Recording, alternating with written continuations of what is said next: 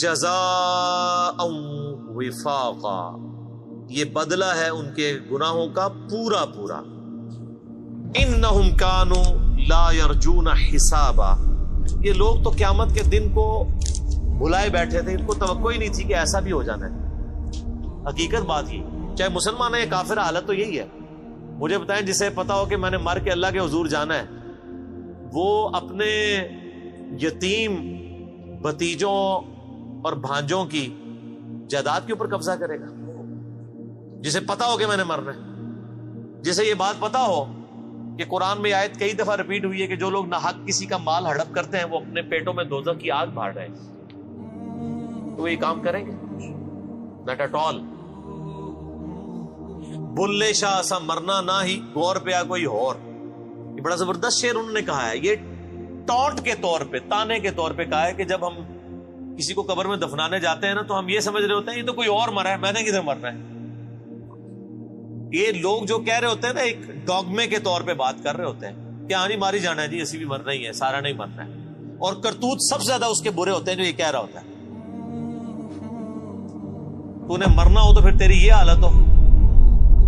تو ایک یہ ہے کہ آپ اپنے عقیدے میں قیامت کا انکار کرتے ہیں، تو وہ تو کوئی بھی مسلمان نہیں کرتا، لیکن عملاً قیامت کا انکار تو کر رہے ہیں کہ کرتوت ایسے ہیں کہ گویا قیامت آنی ہی نہیں.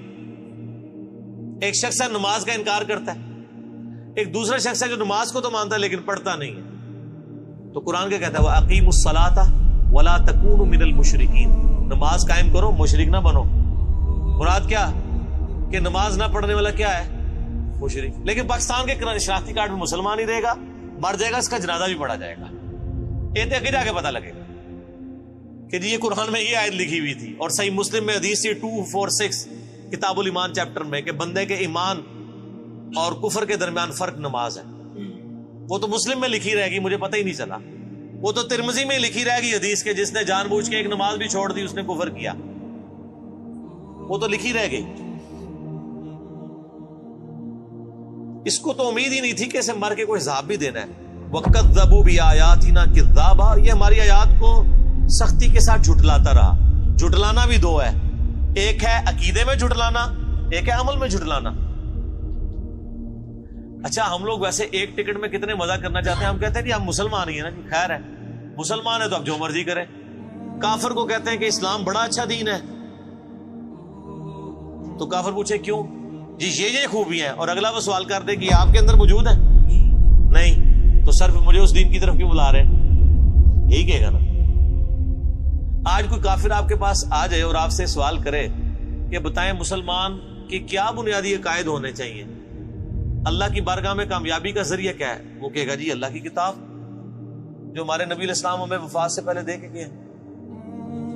اور اگلا سوال وہ یہ کر دے کہ آپ نے خود بھی یہ کتاب پڑھ کے اپنے عقیدے رکھے ہوئے ہیں، تو آپ کہنے کی میں نے تو آج تک نہیں پڑھی یہ کتاب ترجمے سے، تو آپ کافر کو کیا دعوت دیں گے؟ بہت خطرناک بات ہے کہ کافر کو تو آپ کہہ رہے ہیں کہ قرآن پڑھ کے مسلمان ہو، خود آپ قرآن پڑھ کے آپ خود مسلمان ہوا ہے تو جھٹلا ہی رہے نا. اپنے عمل سے تو جھٹلا رہے، عقیدے میں بے شک مانتا رہے. عقیدے میں تو کافر بھی مانتا ہے کہ قرآن ایک کتاب ہے جو ایک پیغمبر پہ نازل ہوئی ہے. وہ کہتے ہیں ہم اس پیغمبر کو نہیں مانتے، کتاب تو وہ بھی مان رہے ہیں. فرق تو کوئی نہ رہ گیا. بلکہ اگر آپ مجھ سے کریٹیکلی پوچھیں تو میں کہتا ہوں جو کلمہ پڑھنے والا ہے وہ بڑا مجرم ہے. اس کی مثال تو اس شخص کسی ہے جو دریا کے کنارے پیاسا رہ جائے. مجھے بتائیں ایک بندہ ریگستان میں پیاسا مر جائے، اس کو پہ آپ کو زیادہ ترس آئے گا یا اس شخص پہ جو دریا کے کنارے پیاسا مر جائے اس پہ زیادہ ترس آئے گا کہ یار یہ تو پانی تک پہنچ سکتا تھا.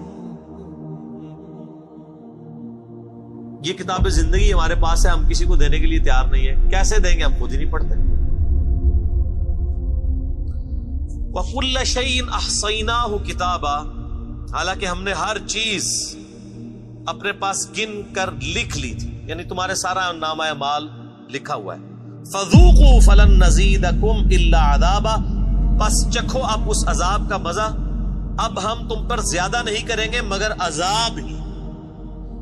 یہ دنیا میں ویسے کوئی آرام خور ہے اور بڑی اچھی زندگی گزار رہا ہے، کہتا ہے اللہ کا بڑا فضل ہے. تو یہ